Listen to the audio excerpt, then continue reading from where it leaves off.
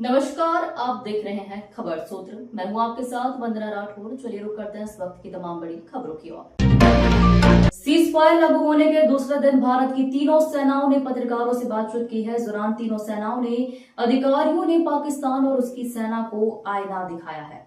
Air marshal A.K. Bharti ने कहा कि हमारी लड़ाई आतंकवाद और आतंकवादियों के खिलाफ थी, इसलिए हमने 7 मई को केवल आतंकवादी ठिकानों पर ही हमला किया था। अफसोस इस बात का है कि पाकिस्तानी सेना ने आतंकवादियों का साथ देना उचित समझा और इस लड़ाई को अपनी लड़ाई बना ली। Air marshal A.K. भारती ने कहा, इस परिस्थिति में हमारी जवाबी कार्रवाई अत्यंत आवश्यक थी और इसमें उनका जो भी नुकसान हुआ वो खुद इसके लिए जिम्मेदार है। हमारी एयर डिफेंस सिस्टम देश के लिए दीवार की तरह खड़ी थी और इसको भेदना दुश्मन के लिए नामुमकिन था। उन्होंने आगे कहा, हमारे पुराने हथियारों ने भी युद्ध ने में कमाल का काम किया और पाकिस्तान के खिलाफ लड़ाई में अहम भूमिका निभाई।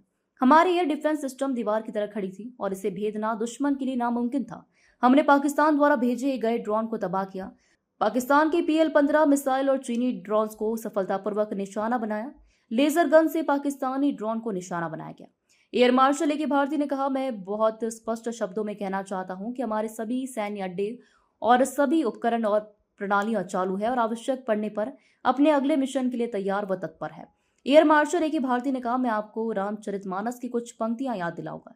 याद कीजिए वो पंक्ति, विनय न माने जल्द ही जड़, गए 3 दिन बीती, बोले राम सकोप तब भय भीनु, हो इतना प्रीति। समझदार के लिए इशारा काफी है। उन्होंने आगे कहा, यह दूसरे तरह का वॉर था और ऐसा होना ही था। अगली जब भी लड़ाई होगी, भगवान करे लड़ाई ना हो, लेकिन अगर हुई तो यह पिछली की तरह नहीं होगी। हर एक लड़ाई एक अलग तरीके से लड़ी जाती है। नई दिल्ली से ब्यूरो रिपोर्ट। देखिए, जैसा मैंने कल कहा था कि इस लड़ाई के डिटेल्स अभी हम शेयर नहीं कर सकते हैं क्योंकि इसमें काफ़ी कुछ ऑपरेशनल डिटेल्स होंगे। कितने जहाज थे दोनों तरफ से, किस तरह की लड़ाई हुई, these are questions of technical details which we may not be able to share firstly, and which we may not be able to share to explain to you the way it needs to be explained. Suffice to say कि yes, ये एक दूसरी तरह का warfare था and it is bound to happen. हम लोग पिछली लड़ाई, अगली जो कभी भी लड़ाई होगी, भगवान करे ना हो, लेकिन अभी यदि हुई तो ये पिछली लड़ाई की तरह नहीं होगी। हर एक लड़ाई जो है अलग तरीके से लड़ी जाती है और टेक्नोलॉजिकल एडवांसमेंट्स हो रहे हैं। हम भी उस एडवांसमेंट्स के हिस्सा हैं, हमारे एडवर्सरीज भी हिस्सा हैं। So it is a cat and mouse game and you have to be ahead of the curve to beat your adversary. So that is what is going to happen. So if you ask, was this different? Was this engagement different? Definitely it was different. And a lot of new aspects have come out, but we were prepared for it, we were trained for it, and we were equipped for it. That is the only aspect that I can share with you at this time. मैं इस युद्ध के अहम aspect के बारे में आपको थोड़ा और पर्सपेक्टिव देना चाहता हूं। हमें एयर डिफेंस ऑपरेशन सिंदूर के एयर डिफेंस की कार्रवाई को एक कॉन्टेक्स्ट में समझने की आवश्यकता है। मैंने आपको कल बताया था कि पिछले कुछ सालों में आतंक की गतिविधियों का कैरेक्टर जो है उसमें कुछ बदलाव आ रहा था।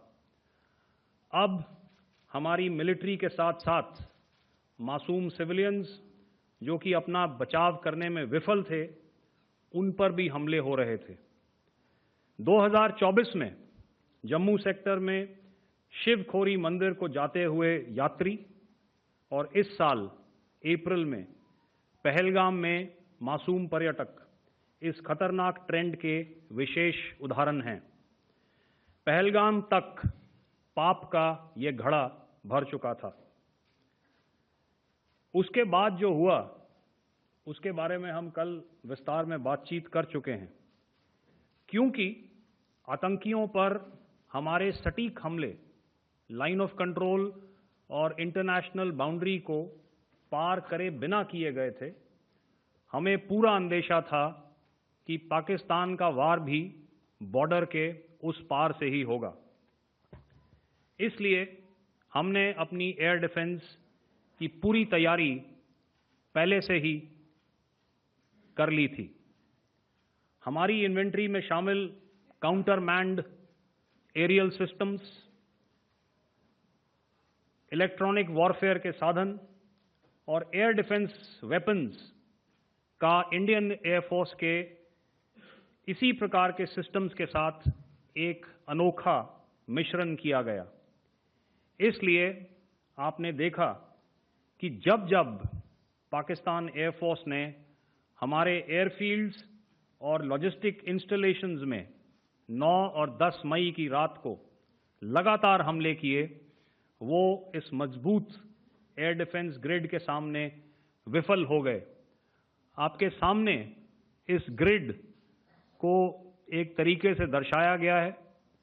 आप देख रहे हैं कि इंटरनेशनल बाउंड्री से कितनी layers, radars, counter unmanned aerial systems, उसके पीछे शोल्डर फायर्ड वेपन्स, हमारे विंटेज एयर डिफेंस वेपन्स जो कि काफ़ी सालों से हमारी सेना में हैं।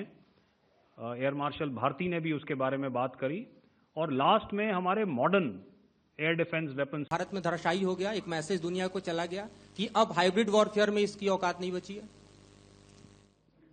Okay, all right, okay, thank you. आपने क्या नाम बताया अपना और किस एजेंसी से हैं? न्यूज़ नेशन से। बहुत अच्छा लगा आपकी हिंदी सुनकर और हिंदी कविता सुनकर। तो मेरे कलीग ने अभी बताया, आई थिंक आई मेंशन्ड यीहा to be of Chinese origin. I would like to correct myself. The Yeha drones are of Turkish origin. So that comes to your question. All right. चूंकि आपने शुरू किया श्री रामधारी सिंह दिनकर जी की कविता से, हमारे राष्ट्र कवि रहे हैं, और क्या संदेश दिया जा रहा है, तो मैं बस आपको रामचरितमानस की एक कुछ पंक्ति याद दिलाऊंगा, आप समझ जाएंगे। तो याद कीजिए वो पंक्ति जो है, विनय न माने जलधि जड़, भय 3 दिन बीत, बोले राम सकोप तब, भय बिन होए न प्रीत। तो समझदार के लिए इशारा ही काफी। और जहां तक ये टर्किश ड्रोन्स का सवाल है, आपने देखा किस तरह के रेकेज यहां पे फोटोग्राफ्स हमने दिखाए हैं, चाहे वो टर्किश ड्रोन्स हो या और कहीं के भी ड्रोन्स हो। हमारे काउंटर यूएस सिस्टम्स, हमारे ट्रेन्ड एयर डिफेंस ऑपरेटर्स पूरी तरह सक्षम हैं, और हमारी देश की जो इंडिजिनस कैपेबिलिटी है काउंटर यूएस के लिए, उसने दिखा दिया है कि चाहे किसी भी तरह की टेक्नोलॉजी आ जाए, हम उसको काउंटर करने के लिए तैयार हैं। और मुझे बोलने की ज्यादा जरूरत नहीं है, आपने खुद ही अपनी आंखों से देखा है हमने इनका क्या हश्र किया है। देगा जो दुर्दशा कल आपने पाकिस्तान एयरफील्ड्स की देखी, और शायद आज भी एयर मार्शल भारती की प्रेजेंटेशन में, हमारी एयरफील्ड्स हर प्रकार से ऑपरेशनल हैं। यही नहीं, पाकिस्तान के ड्रोन्स और वेपनाइज्ड यूएवीज से की गई हमलावर कोशिशें भी इस ग्रिड के कारण नाकाम हुई, और जो बचे कुचे ड्रोन्स थे उन्हें हमारे शोल्डर फायर्ड हथियारों से मार गिराया गया।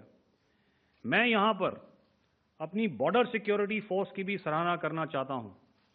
उनके डायरेक्टर जनरल साहब से लेकर बॉर्डर पर तैनात बीओपी पर पहरा देने वाले आखिरी जवान भी हमारे इस अभियान में बढ़ चढ़कर शामिल हुए, और बहुत बहादुरी से उन्होंने हमारा साथ दिया।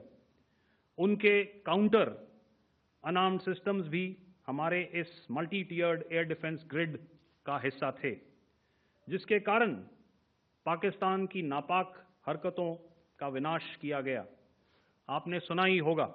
और अंत में यह मैं स्पष्ट शब्दों में कह देना चाहता हूं कि हमारी सभी मिलिट्री बेसेस और सारे इक्विपमेंट और सिस्टम्स ऑपरेशनल हैं, और जरूरत पड़ने पर अपने अगले मिशन के लिए तैयार हैं और तत्पर भी हैं।